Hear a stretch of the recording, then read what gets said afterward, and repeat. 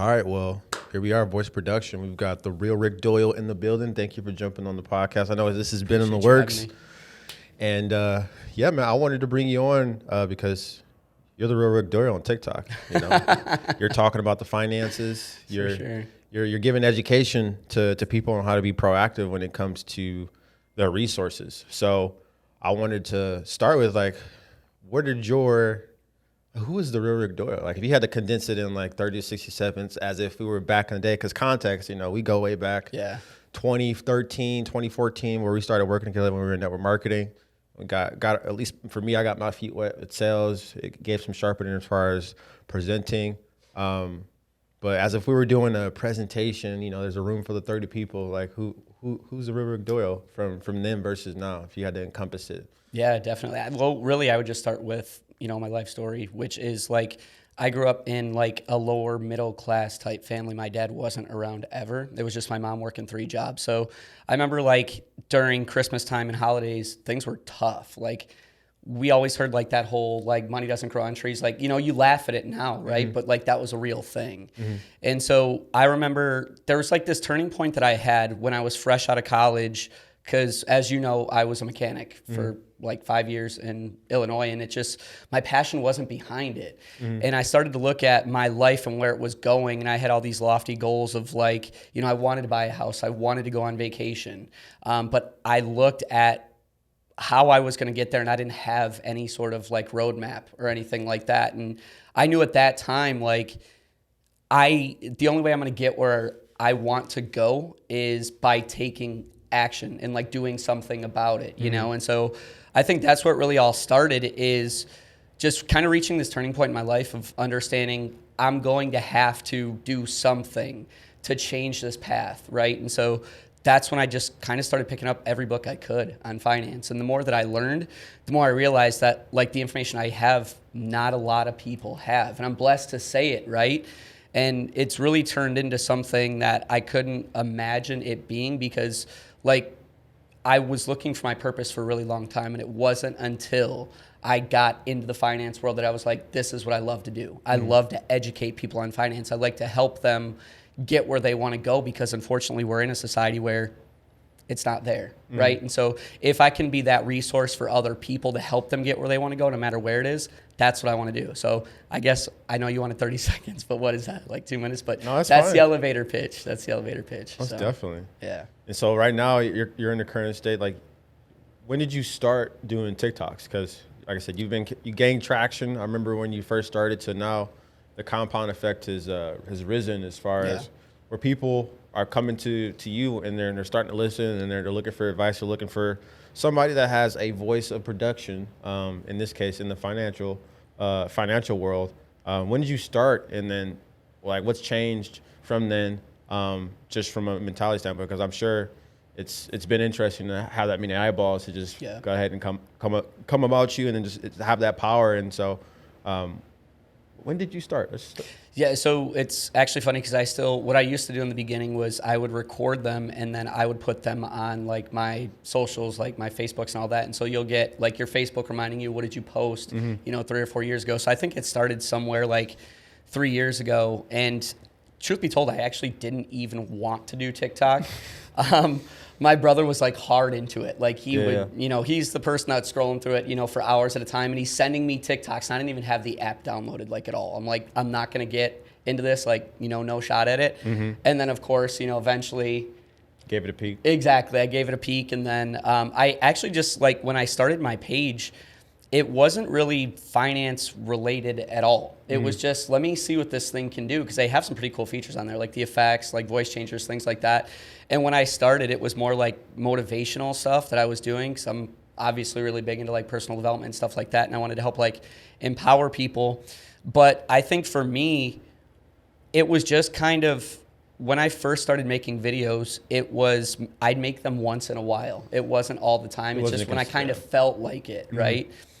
And then I just got consistent one day, and I don't know when that was. I'd probably say like 2 years ago. So like a year into it, I got consistent, where I just started making a TikTok every single day type deal.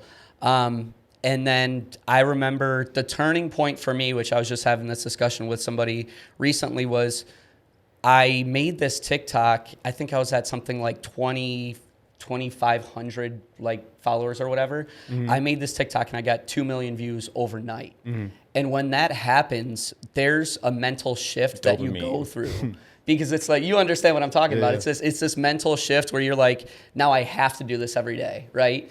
And so that's when I really got on my grind once I hit that, like, as long as you stay consistent, what I'll say is you'll eventually get to that spot where one of your videos goes viral. And the second it does, that's when you have that mental shift where you're like, okay, now it's time for me to like really buckle down and really start, taking this thing really serious. So ever since then, I mean, I'll do at least 1 or 2 videos a day easily. And it was like, I think before it was interesting because I would have to prepare my videos like the night before. Now it's like I'm so used to making content that I can make a video in 5 minutes and put it out there. Like get the news, record it, edit it, everything. And so it's like second nature kind of. So yeah, it's been a wild ride, but it's been fun. That's amazing. Yeah. And so as far as for the financial aspect of it, you really like it. So yeah.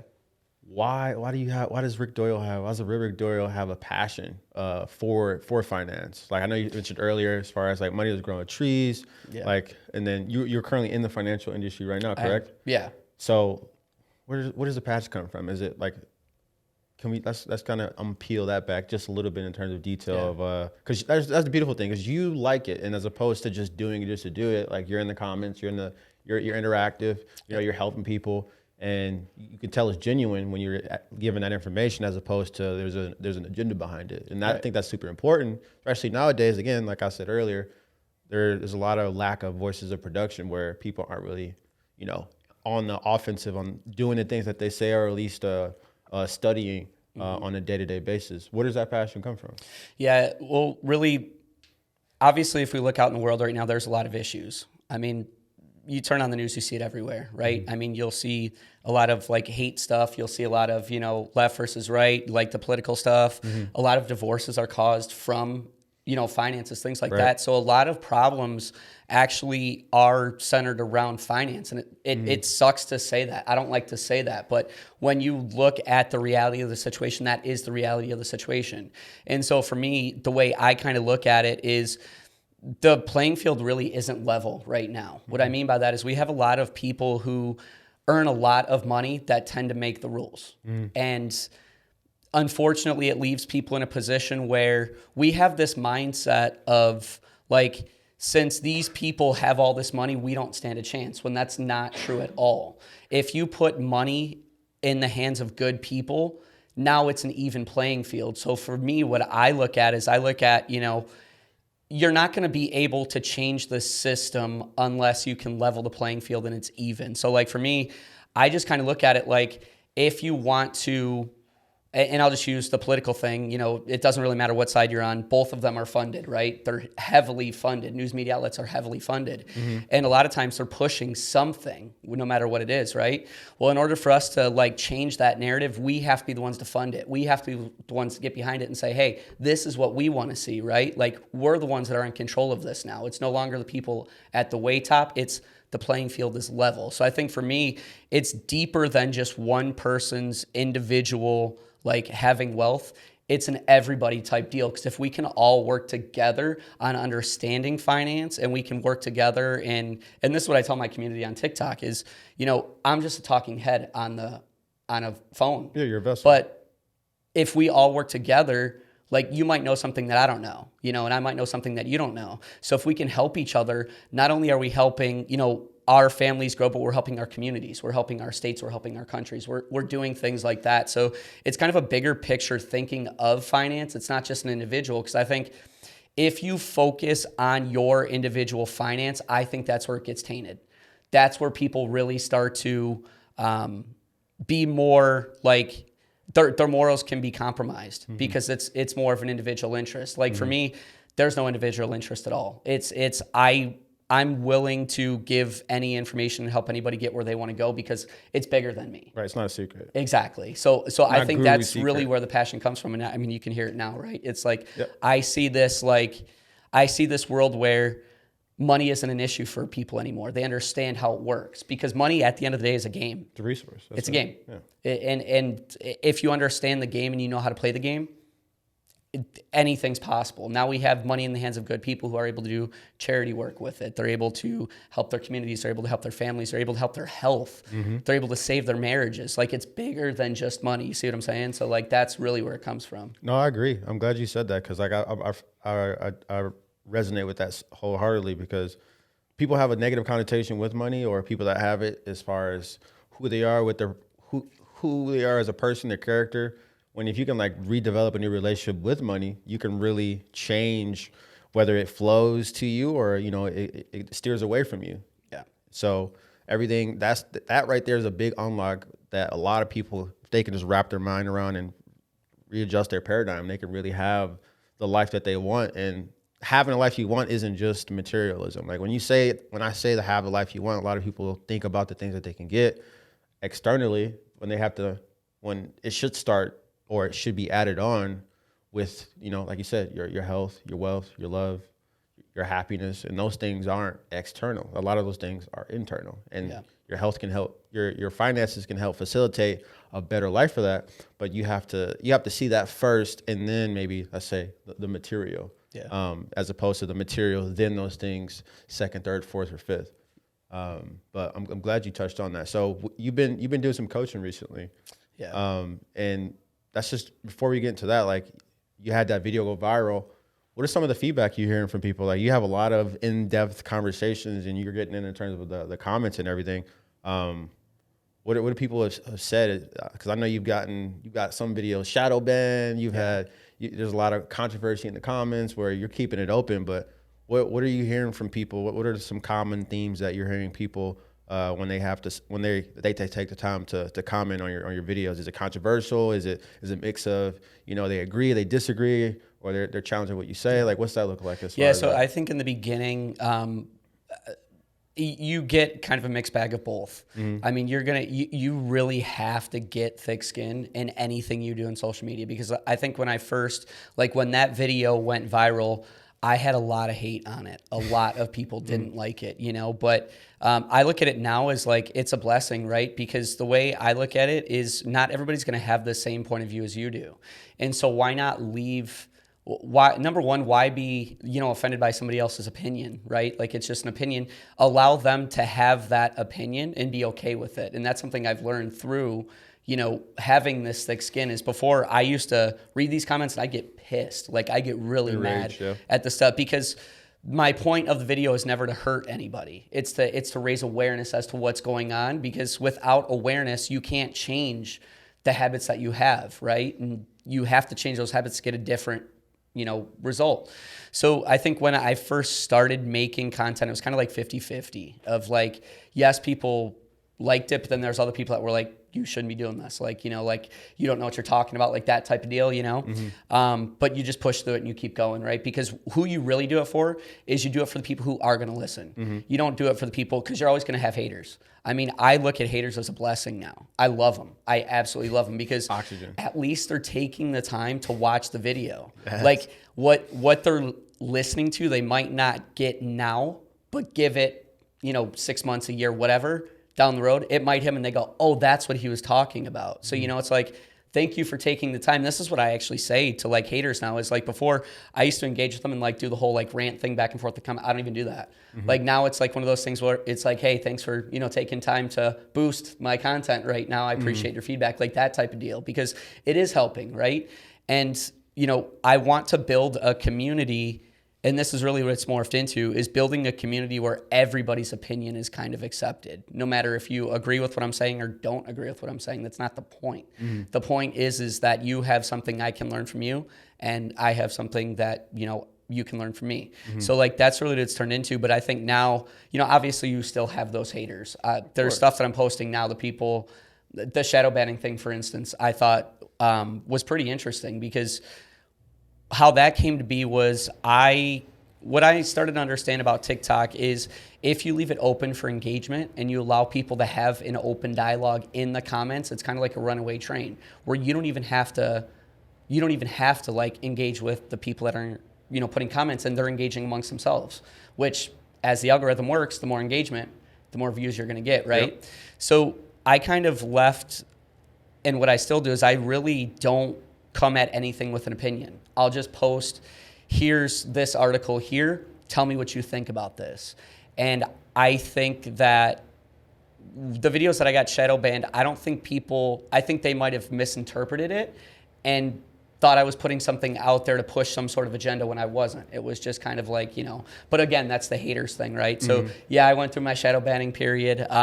Luckily that's over right now. But what I've noticed now is since I built this community, there's a lot more people that are open and accepting to everybody that comes in. So yeah, you still get your haters, but there's not nearly as many as when I first started. So it's more like a community-based one now. So it's been a really awesome type transition. So that's just great to hear, especially nowadays, because everything's pushed typically from some paradigm or some political view, and so that we need more communities like that where people are offering. Let me hear what you think. Like betdavid does a lot of that, where he gives insight and he wants to have banter from both sides and overall just more so have an open dialogue, because it seems like nowadays one side wants to hear one perspective and they don't want to necessarily hear the other, and that's just a toxic way of going about life, where in reality you can learn when you listen to the opposition, whether you like them or not. You can learn what to do and what not to do. If you're a Republican or you're a Democrat, you can learn from the other side. You can learn from these political parties that are funded. If you really see the big game of everything, where everybody's in place as if they're a chess piece.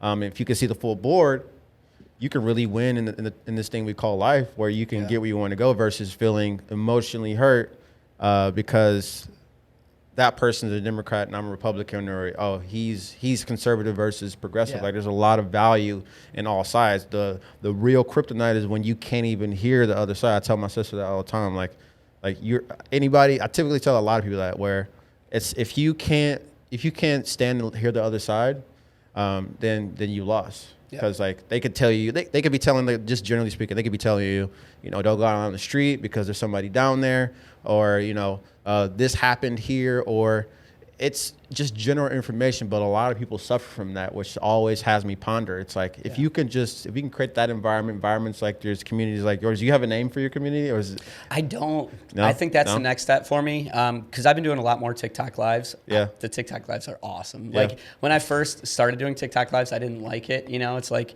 because you're on the spot, people can ask you anything, and you get the haters in the comments. You get them, so you got to keep your cool and all that other stuff. But I love the TikTok lives now. So the community thing was something that kind of came up like a couple of months ago. So I haven't thought of a name. I need to though. Yeah, you gotta get a name. You gotta get definitely. You gotta get a name that people can rock but behind. It's funny that you bring up the open-mindedness, because that's one thing about finance that is extremely important. Because right now, what a lot of people have been taught is, when it comes to like retirement, as an example, a lot of people are given a 401k, like a company-owned 401k, and they think that's the only way to retirement because that's all they know.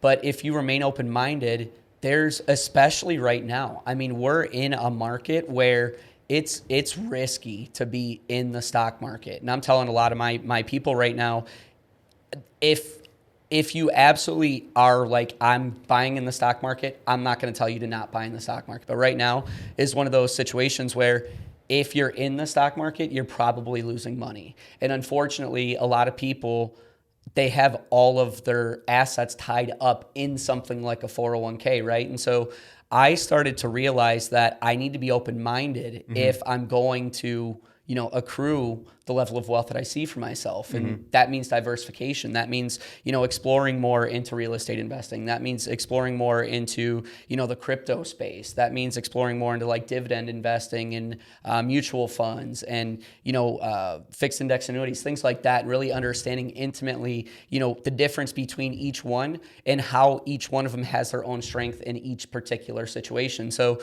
what it allows you to do is you don't participate in times like right now. And I think that's one of the key things to being open-minded in finance is if you can understand that you don't know what you don't know and you're willing to listen to somebody else. Like Kevin Trudeau. Like Trudeau, like Trudeau. That's and it's funny that you bring up Trudeau, and I'm kind of going off on a little tangent here, but Trudeau's another big reason why I do, finance, because what he taught me is that you want to listen to people who have what you want and have been where you are, right? And so for me, obviously, like if I want to become wealthy, I have to listen to people who are wealthy, and that's where the open-mindedness comes in. And that's why I'm blessed to be in the banking sector now, because I'm working with clients that are millionaires, that have multi-million-dollar businesses, and I'm able to pick their brains. But it's that open-mindedness after picking their brains and having that open dialogue that I can start looking at, maybe changing something that I'm doing where,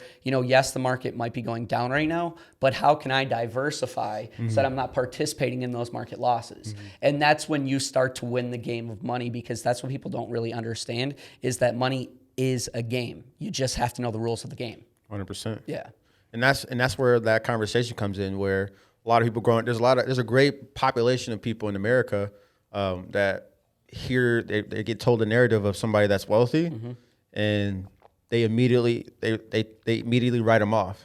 Like a lot of people growing up, somebody in the family, someone's had somebody, if you grew up in 90s, maybe even before, it was some type of negative connotation built around those wealthy people. And then when you hear those wealthy people, it's typically a negative sense, like, oh, they're evil or they're this. And then on the other spectrum, you're in the banking sector, and then you're hearing people and you're getting you're enabling yourself to be open-minded to hearing what they have to say, and therefore you have a different paradigm. Because I'm sure you've heard that before, right? As far as family, friends are like, oh, wealthy people, oh, bad. Exactly, yeah. Money doesn't grow on trees, money's the root of all evil, all that stuff, yeah, for sure. Exactly, and so that's the conversation. Is like, if somebody's listening to this, that's where you have to, like you said, Kevin Trudeau. I'm sure people heard Kevin Trudeau, they're like, oh, I'm turning this off.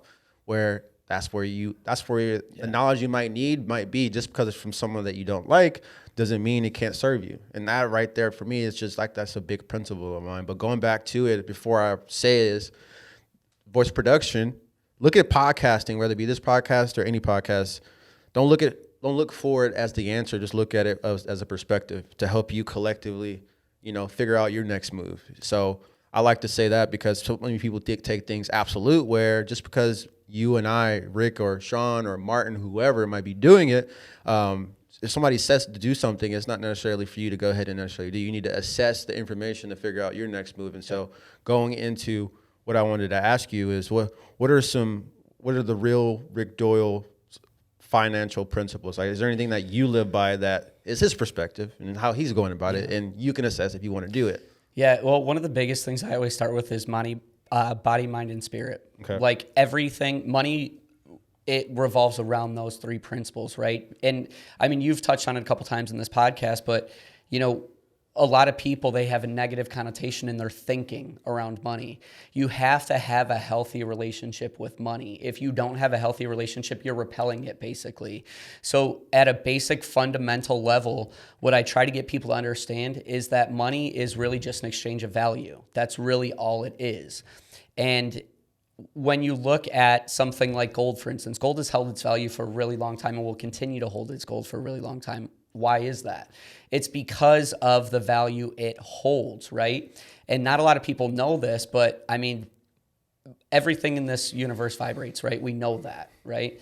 So gold is one of the highest vibrating materials on the planet right now. So knowing that, you also want to understand that like money is being attracted to you. So you have to have a healthy, type of relationship with it, because the value that you're exchanging is actually energy. And a lot of people have this misconception of like, you need to work hard to get money. That's not true. You need to have a healthy relationship, and you need to have a healthy vibration, and you have to allow yourself to, from a physical standpoint, feeling great, right? Because if you're eating the right foods, now you have more energy. If you have more energy, you're able to accomplish more. We're doing podcasts right now, right? After we're done with podcasts, we're probably going to go do other money-making activities. A lot of people, if you look at their day in, day out routine, 9 to 5, after they get off work at 5, they don't have the energy to do anything else. Mm-hmm. Well, if we know that money is energy, you're not spending any energy after work at all. So how do you expect to get more money? It doesn't make any sense, right? Mm-hmm. So it's really this mind, body, spirit type principle where everything has to be in alignment, where you're at your top physical, peak in all aspects, right? Because you're constantly trying to attract this money essentially. And if you have this negative mindset, or if you are somebody who, you have negative relationships or whatever the case is, you're repelling that stuff away. And so I try to not, I touch on that a little bit, but I would say like that's one of the first things that I started with before I started accruing wealth, was really focusing on my mindset surrounding money. Because what I understood is that if I don't truly in my heart of hearts believe that I can have wealth, I'll never have it, period. So that's where it started, is like I have to have this healthy relationship. So I think like that's one of the biggest like principles that I go into a little bit with my clients, is before we like really focus on, accruing some serious wealth for you, we need to figure out where you're at mentally, emotionally, where you like, do you even believe that you can get where you want to go? Because if you don't believe, the biggest thing with finance is discipline. This is what I say to everybody. It's like with my TikTok is a great example of that. The reason why my TikTok is successful is because I'm disciplined to make a video every single day. Finances are exactly the exact same thing. It's like if you want to get where you want to go, whether it be paying off debt, buying a house, repairing your credit, you have to stay disciplined to do it. And if you don't have that, there's no point. Like you don't even have the willpower to go after what you want. So it's a little bit deeper than just, this idea of I want to become wealthy. You have to start with yourself and having the awareness of what's going on up here and what's going on in here. Once you have that, then you're on your path toward that wealth. So Wealthy Thinking 101. Exactly. Wealthy Thinking 101, 100%. Sensational. Yeah. So tell me what comes to mind with these two. Tell me what comes to mind and what you've seen with these two words. So financing and then AI. Like how have you? What is your perspective and what have you seen with those two worlds colliding? What's the first thing that comes to mind? So actually, this was pretty interesting, and I'm getting ready to make a video about this. But there are a lot of financial institutions that are changing and allowing clients to move away from human financial advisors and actually go more AI based, because what they're realizing is that AI is winning more of their trades than humans are. So they're giving the ability for people to actually go more toward an AI type financial advisor. Now for a lot of people, and especially for the customers that, I deal with and clients I deal with, it scares them. Obviously when something's new, that's why we're hearing a lot of controversy around AI right now. People don't know it. And when people don't know anything, they're afraid of it. They reject it. It's like cryptocurrency was, 10 years ago and what it still is today. People are afraid of it because they don't understand it. But once you understand it, you can see how it can actually be used for good. So like for me, one of the things that I've been telling a lot of my customers is like really pay attention to like the AI space moving forward, because the first thing that you'll always notice, and this is big when it comes to investing, is don't look at something for where it is, look at it for where it's going. You want to have a vision of 5 to 10 years from now, where something is going to be. So if there's controversy surrounding something, more than likely, it's a good thing. More than likely. And it's a prime example of what we're seeing with AI right now. AI is being rejected all over the place. Why? Because if you look at it, it's taking jobs away from humans right now. So people are afraid because they don't know what's next. So naturally they're going to reject it. But what they're going to start to realize is that AI makes your life really, really easy. And once people realize that, they're going to start accepting it more and more. And that's when it takes off like gangbusters. Now our whole world is this AI-filled type world. You know what I mean? And so I look at the AI space in kind of an open-minded type standpoint, because like when I first saw AI, I was like, this is insane. Like we're really actually going to allow this to happen. Like what are we going to do to control this? But then I started to think about it from a standpoint of like, we've always figured out ways to evolve as humans, and this is no different. Just because there's a machine involved, we're not going to be able to evolve and, figure out our job situations and figure out how to make life, kind of work in unison with AI. Like we're going to figure that out. And so when you start to think like that, you're not afraid of it anymore. And then you start to see the opportunity in it, which is why, like for me, I love it. I think it's going to be great moving forward, not only from an investment standpoint on the financial advisor side of things, but also like the simplicity of what it's the impact it's going to have from a simplicity standpoint in people's lives. So do you use ChatGPT or any AI or no, do you mess with anything? No, honestly, I heard about GPT. I'm not a huge tech person, to be honest with you. Like even my TikToks, I do very little editing on them because like for me, I focus on the message. When it comes to technology like that, I'm going to give it to somebody who knows what they're doing. Like that's not my strong suit. I'll delegate it to somebody who knows what they're doing. So I know about Chat GTP. I've talked to some people in the finance world who I'm really close friends with, and we've really kind of thrown some ideas out there. And just based on the short period of time since Chat GTP came out and what we've seen with it, it's something that is going to, I think in the short term, we're going to see like bumps in the road with it because people don't understand it. Right. But I think that, in the long run, it's going to be something that's, commonplace. So yeah. Most definitely. Yeah. Or her spitting the fire hose. I'm like, yeah, no, it's crazy because like people are asking me and, it's really interesting because when you start to incorporate, like AI with what I do here, a lot of people, I think it's gonna scare a lot of people. Of course, it's gonna definitely scare a lot of people. But I think that once people fully understand it from an investment standpoint, it's gonna help them get where they want to go from a retirement. I mean, think about it. You have a computer that knows the algorithms of the stock market, knows the cycles. That cuts the learning curve of learning charts in the stock market in half. Like learning charts takes years for most people to even learn the charts. Now AI will do it for you and invest for you. Like that's insane to think about. You know what I mean? So I think in the long run, it's going to be excellent for people.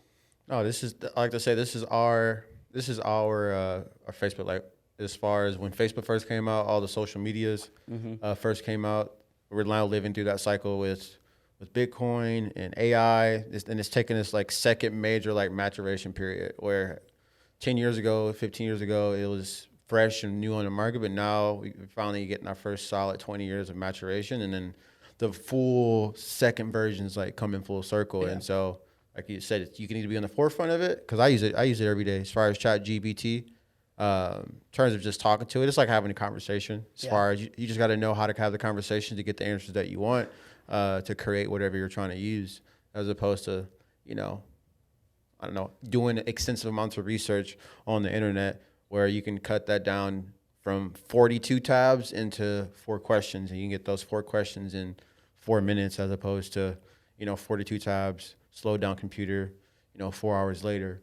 But it's really crazy to see. Like I just saw right before this, I think I told Martin this, Google is partnering with Jasper. Jasper is like a major AI tool. It's like ChatGPT, but it was a paid version already prior to that. But they're partnering because they're trying to compete, because like a lot of the search engines, why would I need ChatGPT? Why would I need Google or Yahoo or Bing when I could just go to ChatGPT? Because all you have to do is just a screen, and then they have some examples of how you can prompt things you can ask it, and then you can ask it anything. Like I use it a lot for a lot of my home service agencies, as far as my home service clients, where I'm trying to figure out the demographic of where I'm running ads. I'm trying to figure out the counties, what racial demographics, the counties, what's the median income. Yeah. I'm just like, I'm like, ChatGPT, give me the median income ratio so I can make ads specific to those individuals. But it's a beautiful time. Like it's exciting and it's exhilarating, because like all 2023,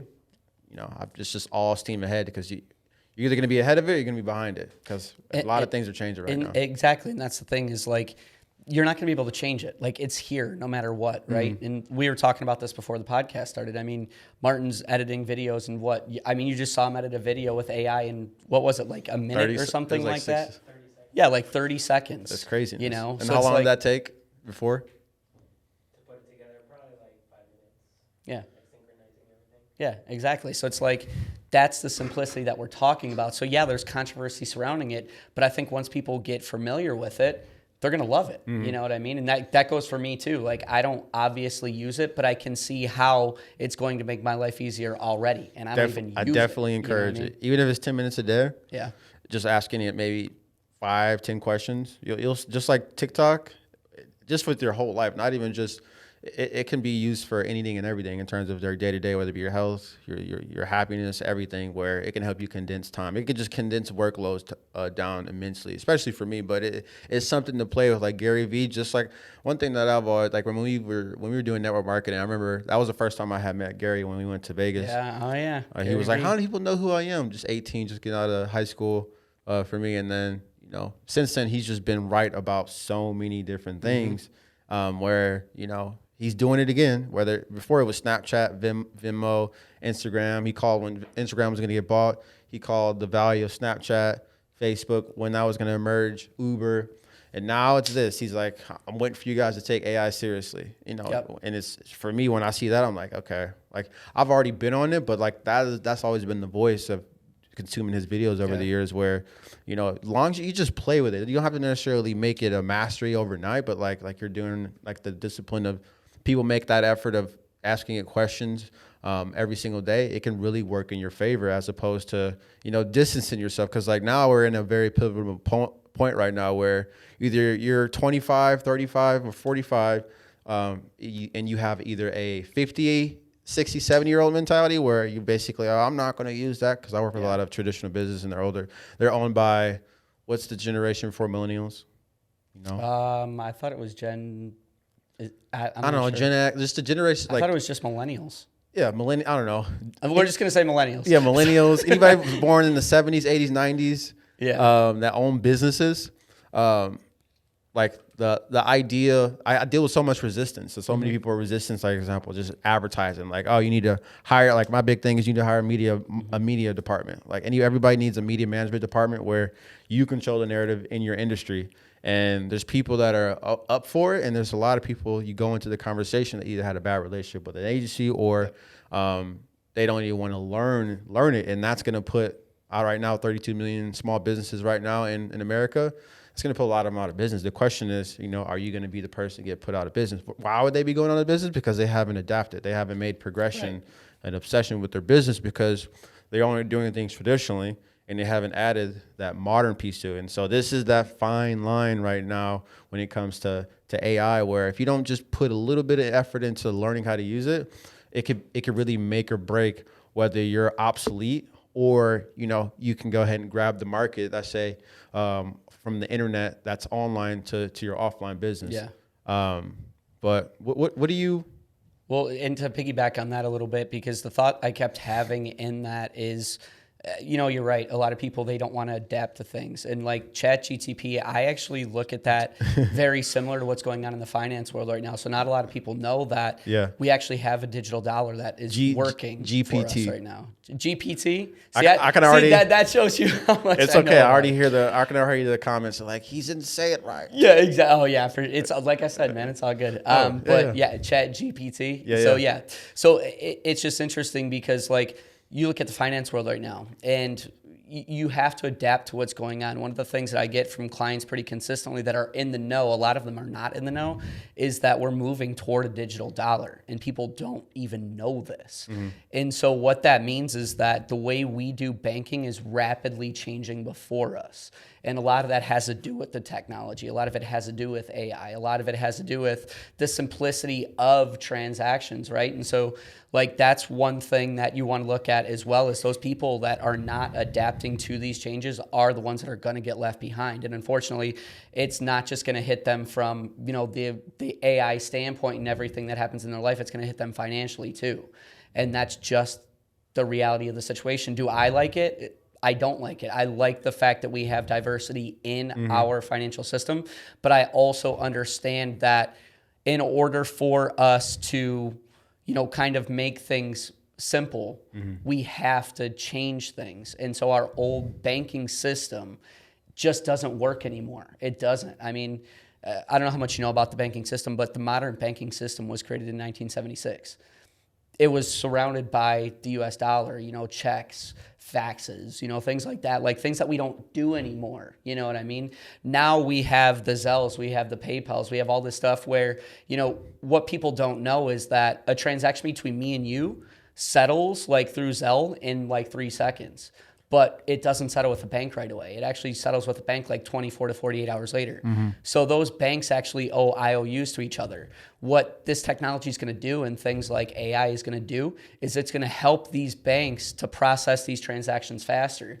But in order to do that, they're going to have to make a lot of change. They're going to have to update the modern banking system. And if you're not keeping up with that, just like you say, right, like those people that don't adapt are going to get left behind. And so I like hand in hand. So it was interesting that you kind of brought that up. No, what comes to mind when you saw all that, just in general, the principle of not adapting, the things, nothing's perfect, but the things that are good for you or that can be good for you aren't necessarily something that feels good or, you know, at face value, or it's like taking medicine. Medicine isn't always, oh, this tastes really good. Like a lot of things in life don't necessarily feel good or sound good. Yeah. And you have to be able to sort through that, you know, where I like to say progression should be the only obsession when it comes to just your life in general, because things are always going to be changing. Like, why would I prepare for things not to change when everything is changing? And I'm always being shocked, whether it be, you know, losing loved ones, to your health, you know, these things are inevitable. And so to have a mindset, an offensive mindset where you have preparation to deal with things mentally, physically, spiritually, financially, you can put yourself in a better position to thrive as opposed to just, you know, surviving. Right. And that's really like what we're going to start seeing is, I think that moving forward, if you're not adapting, the gap is going to get even bigger. Because there's obviously, if you look at finance, that's one of the biggest things that we hear right now. You know, the people, the divide between those at the way top and then the people in the middle is pretty big. That's only going to get bigger, especially when you start to think about, you know, these jobs that AI is now able to do. If you're not gaining new skills, if you're not doing something to stand out, you're going to get left behind. And that's just a fact of the matter, you know? Yeah, it's interesting to think about. Like, think about what life was like 30 years ago, 40 years ago. You know, a skill set would long live for 30, 40, 50 years, like one skill set. But now it seems like you have to be almost a Swiss Army knife to make things happen. Like even for me to work with Martin, just like we're all relatively being in the media space and with the voice production, like everybody that I know as a base, especially on the media side, has general knowledge about multiple things. They all are relatively the same, but it's not based around one skill. Like people that are good on the camera, but they also know how to really work the lighting to, you know, as far as with audio to, like, you have to be a Swiss Army knife to a certain degree in order to get by, especially with the dollar, like the inflation, like $12 eggs. Like, what's going on, bro? Like, I still don't understand that. Like, do we have a shortage of chickens? Is that like, yeah. It just doesn't make sense where, like, it's just more and more apparent where you have to have multiple sources of income of some degree, whether it be a side hustle. Do you have to be an entrepreneur? No, you don't have to be a full-blown entrepreneur, despite that's the market where people are being marketed to, where if you can learn how to make an extra resource as opposed to just relying on one stream, then you're at least somewhat ahead than you were before, as opposed to you getting inflation is going up 6%, but you might get a 0.4% raise on average every year. The math ain't mathing. Well, and that's exactly it, right? And that's why I get so passionate about finances. It's little things like that. Like, you get it, right? It's like, but even on a more basic level, people don't even understand what you just said. You know what I mean? Like, they just, and I hate saying this. I don't want to like downplay anybody, but the conditioning of some people's mind doesn't work the same way because they've been programmed to think a certain way. And so when they start to look at their finances, they don't even realize what they're doing. They don't even realize that, like, you know, this 2% raise you got, you're celebrating it, but you're not looking at the fact that we're at 9% inflation rate. Like, what does 2% in your pay do if everything in your life is more expensive anyways? Especially when it's tax. 100%. That 2% tax. Well, that's the other thing too, and I think that's one of the most interesting things that happens on my TikTok is we talk a lot about, like, you know, I'm a huge advocate of listening to people who have what you want in order to get where you want to go. And so, you know, I look at these, there's a lot of this movement of like tax the rich, right? Well, my mom is a tax professional, so I understand tax code. And tax code is next to impossible to change. It's been in place for decades. And so this idea of, tax the rich, I don't think people really understand what it would take. It would take years and years and years for them to create it the way that people want it to be created. But even still, changing it wouldn't do anything, because at the same time, the rich would still find ways to not necessarily avoid taxes, but how to write things off. And this is one thing that I stress big time on my TikTok is like, you're not going to be able to change the tax code, period. So why not learn the tax code, right? Why not play the exact same game that the wealthy are playing so that you don't pay as much taxes either? It doesn't matter if you're a millionaire or if you make $50,000. If you learn how the tax code works, you're not going to pay much taxes, period. But people don't know this stuff. And rather, it's easy for them to just say, this person's a problem, we need to be taxing them. No. Educate yourself and understand that, like, you can write this off, this off, this off, this off, this off. You can do all of these different things so that you're now playing the game just like the rich are playing it. But it takes that awareness and discipline of learning this stuff, right? And so that's another huge part of it too. 100%. I'll circle it off with this, like, because I like to say, that's why I love analogies and I love rhyming things, as many people have come to know. Lyricologist, right? Like legit, Mr. Sensational in the building. You have to treat your education and your mindset like the oil change to your car. Like the things that you need when you need to get your transmission changed, like when they tell you that you need your transmission fluid changed every 45,000 miles, or your tires need to be rotated every 10,000 or completely changed to, the filter. You got to treat that. You got to treat your mental like that. You got to treat your health like that. Yep. And it can't be till it's the last second. You can't go to the doctor.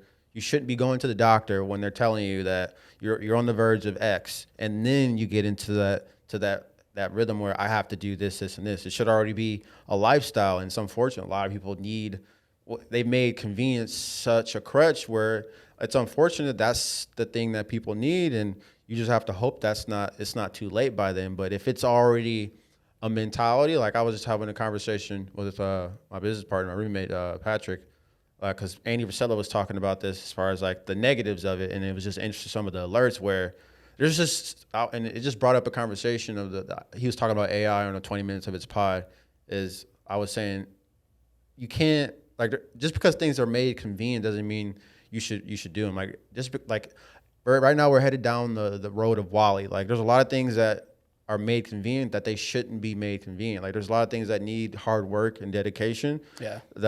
Through your day to day and your health, wealth, love, happiness, all pillars that you shouldn't be automating to help you progressively, move on the offense in the areas you want in your life, as opposed to being on the defense. And I like to say, I heard somebody say it was the best. It's like, I don't like to, they say, everyone likes to say, stay safe out there. Mm-hmm. And then the rebuttal was like, I'm not looking to stay safe. I'm looking to stay dangerous, because safes get broken into eventually. Yeah.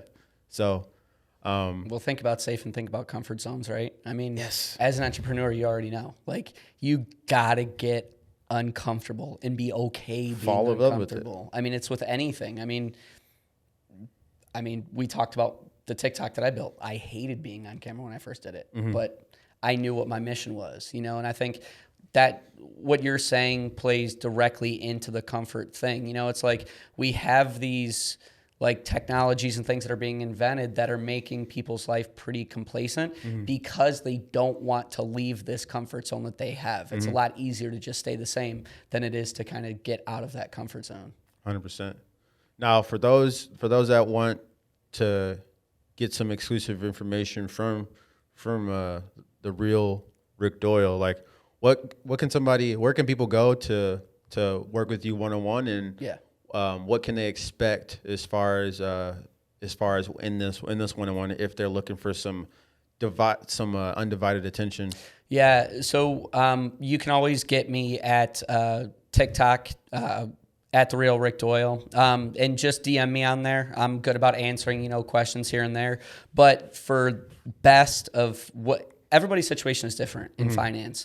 And this is one of the big things I stress. Like, me and you are a different age, right? We have different levels of income. We may have different debt. We may have different credit, right? So, like, yes, I post videos, but it's not a one size fits all. So I do offer coaching, and you'll see it. I have a Calendly link in the bio on there. So what I would strongly suggest is for people that are serious about their finance, what I bring to the table is you're going to get somebody who takes a holistic view at your finances and kind of gives you a play-by-play of like, here's what needs to happen. Like, let's really structure this out and let's work together to get you where you want to go. And we're going to focus on things like mindset. We're going to focus on things like, really building that solid plan to get you where you want to go, but doing it in a way that is easy for somebody to incorporate, right? But something that is something that they can feel confident in. So, yeah. Improve. So in short, helping people improve their relationship with finance 100%. in some degree, depending on what chapter they're at in their life. No matter what it is, yeah. It could be, they want to buy a house. It could be, hey, my credit's garbage right now. Hey, I'm in debt. I need to pay off my credit cards. It's, hey, I need to save money for my college fund. Hey, here's a big one I get is, my 401k's here. What should I do with it? What should I invest in right now? Even things like that. Like I think you saw my my TikTok today. I had somebody message me because I gave them a stock tip. And their stock tip went up like 5%, and they made like $250 in a day on a stock. And it's things like that like, I take a lot of pride in what I'm doing, and I love being able to help people get where they want to go in any facet. But I also understand that not everybody's the same. They have different goals, risk tolerances. They're at different places financially, and so we really need to do like a one-on-one type setting, get a little bit more intimate to really dig into like what drives you, like how are we going to get you where you want to go, and where is it exactly that you want to go?